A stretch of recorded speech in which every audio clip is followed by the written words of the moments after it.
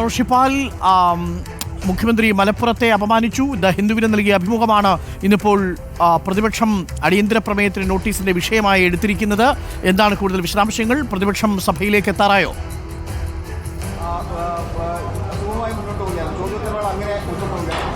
അരുൺകുമാർ, ചോദ്യോത്തരവേള ബഹിഷ്കരിച്ച പ്രതിപക്ഷങ്ങൾ ഇപ്പോൾ തിരിച്ച് സഭയിലെത്തി കഴിഞ്ഞു. സഭയിൽ ചരമോപചാരം കഴിഞ്ഞ് റൂൾ 50യിലേക്ക് ശൂന്യവേളയിലേക്ക് കടക്കുകയാണ് സഭാ നടപടികൾ. ഈ മലപ്പുറവുമായി ബന്ധപ്പെട്ട ഏറ്റവും ഗുരുതരമായ ആരോപണങ്ങൾ ഉയർത്തിക്കൊണ്ട് മുഖ്യമന്ത്രി ദ ഹിന്ദു പത്രത്തിന് നൽകിയ അഭിമുഖം, ആ വിവാദ അഭിമുഖമാണ് ഇന്ന് സഭയിൽ പ്രതിപക്ഷം ശൂന്യവേളയിൽ ഉന്നയിക്കുന്നത്. സണ്ണി ജോസഫാണ് അടിയന്തര പ്രമേയത്തിന് നോട്ടീസ് നൽകിയത്. മലപ്പുറം ജില്ലയെ മുഖ്യമന്ത്രി അപമാനിച്ചു എന്ന വിമർശനമാണ് പ്രതിപക്ഷം ഉന്നയിക്കുന്നത്. അതിനൊപ്പം തന്നെ കലാപാഹ്വാനത്തിന് സമാനമായ പരാമർശങ്ങളാണ് ഈ അഭിമുഖത്തിൽ ഉള്ളത്. ഈ അഭിമുഖവുമായി ബന്ധപ്പെട്ട് മുഖ്യമന്ത്രിയുടെ ഓഫീസ് നൽകിയ വിശദീകരണത്തിന്റെ അടിസ്ഥാനത്തിൽ എന്തുകൊണ്ട് PR ഏജൻസിക്കെതിരെ നിയമ നടപടി സ്വീകരിച്ചില്ല എന്ന ചോദ്യം പ്രതിപക്ഷം സഭയിൽ ഉന്നയിക്കും.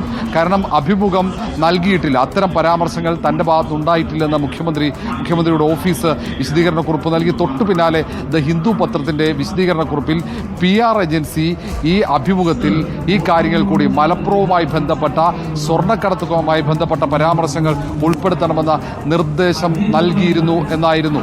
അതിന്റെ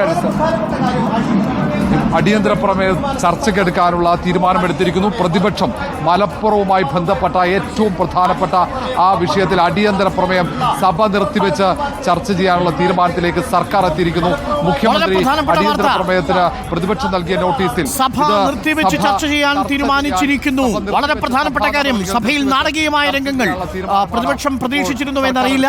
പ്രതിപക്ഷം ഉന്നയിച്ചിരിക്കുന്നു അടിയന്തര പ്രമേയത്തിന് അവതരണാനുമതി നൽകിയിരിക്കുന്നു എന്നതാണ് ഏറെ പ്രധാനപ്പെട്ട കാര്യം. അങ്ങനെയാണോ റോഷിപാൽ? അടിയന്തര പ്രമേയത്തിന് അവതരണാനുമതി നൽകിയിരിക്കുന്നു. അരുൺകുമാർ, ഇന്ന് 12 മണിക്ക് സഭാ നടപടികൾ നിർത്തിവെച്ച പ്രതിപക്ഷം നൽകിയ അടിയന്തര പ്രമേയ നോട്ടീസ് വിശദമായി ചർച്ച ചെയ്യുമെന്ന് മുഖ്യമന്ത്രി പ്രഖ്യാപിച്ചു. സഭയിൽ ഏതായാലും മലപ്പുറവുമായി ബന്ധപ്പെട്ട മുഖ്യമന്ത്രി ദ ഹിന്ദു പത്രത്തിൽ നൽകിയ ആ വിവാദ അഭിമുഖം അത് നിയമസഭ നടപടികൾ നിർത്തിവെച്ച് ചർച്ച ചെയ്യാനുള്ള തീരുമാനത്തിലേക്ക് സർക്കാർ എത്തിയിരിക്കുന്നു. ഏറ്റവും നിർണായകമായ തീരുമാനമാണ് മുഖ്യമന്ത്രി പിണറായി വിജയൻ അല്പസമയം മുമ്പ് നിയമസഭയിൽ പ്രഖ്യാപിച്ചത്. സണ്ണി ജോസഫാണ് പ്രതിപക്ഷ നിരയിൽ നിന്നും ഈ അടിയന്തര പ്രമേയ നോട്ടീസ് നൽകിയത്. മലപ്പുറം ജില്ലയെ അവഹേളിക്കുന്ന കലാപാഹ്വാനത്തിന് സമാനമായ പരാമർശങ്ങൾ മുഖ്യമന്ത്രി ദ ഹിന്ദു പത്രത്തിൽ നൽകിയ അഭിമുഖത്തിലുണ്ട്. അത് ദ ഹിന്ദു പത്രത്തിന്റെ PR ഏജൻസിയാണ് ഇത്തരം പരാമർശങ്ങൾ ഉൾപ്പെടുത്താൻ നിർദ്ദേശം നൽകിയതെങ്കിൽ ആ PR ഏജൻസിക്കെതിരെ എന്തുകൊണ്ട് നിയമ നടപടി സ്വീകരിക്കുന്നില്ല എന്ന ചോദ്യം ഉൾപ്പെടെ ഉയർത്തിയാണ് പ്രതിപക്ഷം അടിയന്തര പ്രമേയത്തിന് നോട്ടീസ് നൽകിയത്. ആ അടിയന്തര പ്രമേയമാണ് ഇപ്പോൾ സഭാ നടപടികൾ നിർത്തിവെച്ച 12 മണി മുതൽ ചർച്ച ചെയ്യാനുള്ള തീരുമാനത്തിലേക്ക് സർക്കാർ എത്തിയത്. ഇപ്പോൾ പ്രതിപക്ഷ നേതാവ് സഭയിൽ സംസാരിക്കുക. നമുക്ക് സഭാ TV-യിൽ നിന്നുള്ള ദൃശ്യങ്ങൾ ഉണ്ടെങ്കിൽ നമുക്കത് കൊടുക്കാവുന്നതാണ്. സഭാ TV-യിലെ ദൃശ്യങ്ങൾ എത്തിയിട്ടുണ്ടെങ്കിൽ അത് പ്രേക്ഷകർക്ക് കൊടുക്കാം. ഏറ്റവും പ്രധാനപ്പെട്ട കാര്യം, അടിയന്തര പ്രമേയത്തിനുള്ള അവതരണാനുമതി നൽകിയിരിക്കുന്നു എന്നുള്ളതാണ്. മലപ്പുറം ജില്ലയുമായി ബന്ധപ്പെട്ടുകൊണ്ടുള്ള അടിയന്തര പ്രമേയത്തിനുള്ള അവതരണാനുമതി നൽകിയിരിക്കുന്നു. നിർണായക നീക്കമാണ്. അടിയന്തര പ്രമേയം ചർച്ച ചെയ്യാൻ ഭരണപക്ഷം തയ്യാറാണെന്ന് അറിയിക്കുന്നു. പ്രതിപക്ഷം ഇത് ആലോചിച്ചിരുന്നോ? പ്രതിപക്ഷം ഇങ്ങനെയൊരു നീക്കം പ്രതീക്ഷിച്ചിരുന്നോ എന്നറിയില്ല. സാധാരണ രീതിയിൽ അടിയന്തര പ്രമേയം, പ്രത്യേകിച്ച് നമ്മളും കരുതിയത് മലപ്പുറം പരാമർശമടക്കം സഭയിൽ വന്നാൽ അത് ചർച്ച ചെയ്യാതെ ഒരുപക്ഷെ അടിയന്തര പ്രമേയത്തിനുള്ള അവതരണാനുമതി നിഷേധിക്കുമെന്നായിരുന്നുവെങ്കിൽ, എന്നാൽ അടിയന്തര പ്രമേയത്തിനുള്ള അവതരണാനുമതി നൽകിയിരിക്കുന്നു സ്പീക്കർ. ഭരണപക്ഷം അത് ചർച്ച ചെയ്യാൻ തയ്യാറാണെന്ന് മുഖ്യമന്ത്രി അറിയിക്കുന്നു. ഇപ്പോൾ നിലവിൽ സഭയിൽ നിലവാരമില്ലാത്ത വാക്കുകൾ ഉപയോഗിക്കരുതെന്നും സ്പീക്കറും പ്രതിപക്ഷ നേതാവും തമ്മിൽ വീണ്ടും കൊമ്പ് കോർക്കുന്നു എന്നാണ് മനസ്സിലാക്കുന്നത്. സഭയിൽ നിന്നുള്ള ദൃശ്യങ്ങൾ ഇപ്പോൾ നമുക്ക് ലഭ്യമല്ല. സ്പീക്കറും മുഖ്യമന്ത്രി പറഞ്ഞ പരാമർശവും ഇപ്പോൾ പ്രതിപക്ഷ നേതാവ് ചോദിക്കുന്നു. ബോധപൂർവം തെറ്റിദ്ധാരണയുണ്ടാക്കാനുള്ള ശ്രമം നടക്കുന്നു ഈ മലപ്പുറം വിഷയത്തിൽ. അതുകൊണ്ട് അത് തുറന്ന് ചർച്ച ചെയ്യാൻ തങ്ങൾ തയ്യാറാണെന്ന് മുഖ്യമന്ത്രി അറിയിക്കുന്നു. പ്രതിപക്ഷവും ഉന്നയിച്ച ആരോപണത്തിന് അടിയന്തര പ്രമേയത്തിന്റെ അവതരണാനുമതിക്കുള്ള നോട്ടീസിന് ഇപ്പോൾ അനുകൂലമായ മറുപടി ചെയറിൽ നിന്നുണ്ടാവുന്നു. അടിയന്തര പ്രമേയം 12 മണിക്ക് സഭാ നടപടികൾ നിർത്തിവെച്ച് ചർച്ച ചെയ്യും. നിർണായകമായ നീക്കമാണ്. VD സതീശൻ്റെ ഒരു പ്രതികരണം വരുന്നു. ഞാൻ നിലവാരമില്ലാത്തയാളാണെന്ന് മുഖ്യമന്ത്രി പറഞ്ഞു. മുഖ്യമന്ത്രി അഴിമതിക്കാരനാണ്, അങ്ങയെപ്പോലെ ആകരുത് എന്നാണ് എൻ്റെ പ്രാർത്ഥന. സഭയിൽ അങ്ങനെയുള്ള നിലവാരമില്ലാത്ത വാക്കുകൾ ഉപയോഗിക്കരുതെന്ന് സ്പീക്കർ പറയുന്നു.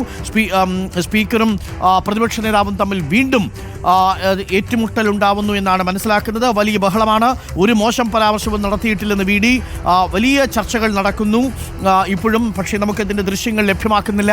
സഭാ ടി വിയുടെ ദൃശ്യങ്ങൾ മാധ്യമങ്ങൾക്ക് ലഭ്യമാക്കുന്നില്ല എന്നതും കൂടിയുണ്ട്. മലപ്പുറം പരാമർശം ചർച്ചയ്ക്ക് ഇപ്പോൾ അനുവദിച്ചിരിക്കുകയാണ് സ്പീക്കർ. അടിയന്തര പ്രമേയത്തിന് അവതരണാനുമതി നൽകിയിരിക്കുന്നു എന്നതാണ് ഈ മണിക്കൂർ ഏറ്റവും പ്രധാനപ്പെട്ട കാര്യം. നമുക്കൊപ്പം റോഷിപാലുണ്ട്. സഭയ്ക്കുള്ളിൽ TV പ്രസാദുമുണ്ട്. റോഷിപാലിലേക്ക് പോയാൽ, റോഷിപാൽ, വീണ്ടും സഭയിൽ ഏറ്റുമുട്ടുകയാണോ പ്രതിപക്ഷ നേതാവും സ്പീക്കറും?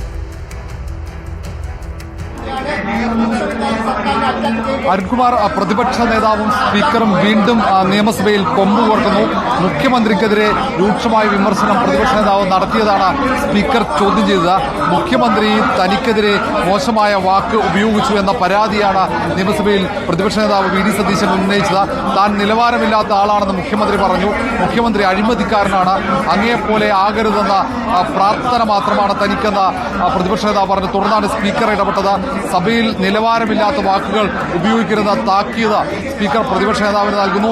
വീണ്ടും സ്പീക്കറും പ്രതിപക്ഷ നേതാവും തമ്മിൽ കൊമ്പുകോർക്കുന്ന സാഹചര്യമാണ്. സഭയിൽ വലിയ ബഹളമാണ്. പാർലമെന്ററി കാര്യ മന്ത്രി MP രാജേഷ് ഇപ്പോൾ സംസാരിക്കുന്നു.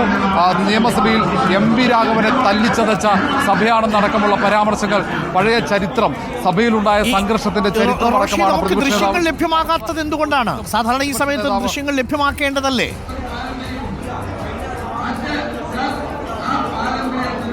അരുൺകുമാർ, ഈ ശൂന്യവേള തുടങ്ങാൻ അല്പം വൈകിയിരുന്നു. ഈ ചരമോപചാരത്തിന് പിന്നാലെ ഏതാണ്ട് 10:06 കഴിയുമ്പോഴാണ്, 10:07 ശൂന്യവേള തുടങ്ങിയത്. സ്വാഭാവികമായുള്ള ആ ഡിലേ, ആ ദൃശ്യങ്ങൾ ലഭ്യമാക്കുന്നതിൻ്റെ ഒരു കാലതാമസമുണ്ടാകും. ഈ ശൂന്യവേളയിൽ പൊതുവെ ഏതാണ്ട് 10 മിനിറ്റോളം വൈകിയാണ് ദൃശ്യങ്ങൾ കൈമാറുക. കാരണം ചില പരാമർശങ്ങൾ ശൂന്യവേളയിൽ നിന്നും ഒഴിവാക്കേണ്ട പരാമർശങ്ങളുണ്ടാകും, രേഖകളിൽ നിന്നും ഒഴിവാക്കേണ്ട പരാമർശങ്ങൾ ഉള്ളതുകൊണ്ടാണ് ആ ഡിലേ ഉണ്ടാവുന്നത്. അല്പസമയം തന്നെ മുഖ്യമന്ത്രി നിയമസഭയിൽ അടിയന്തര പ്രമേയ നോട്ടീസിന്, പ്രതിപക്ഷത്തിന്റെ നോട്ടീസിന് നൽകിയ മറുപടിയും ഈ പ്രതിപക്ഷ നേതാവും സ്പീക്കറും തമ്മിലുള്ള വാക്കേറ്റം ഉൾപ്പെടെയുള്ള ദൃശ്യങ്ങൾ നമുക്ക് ലഭ്യമാകും. കാരണം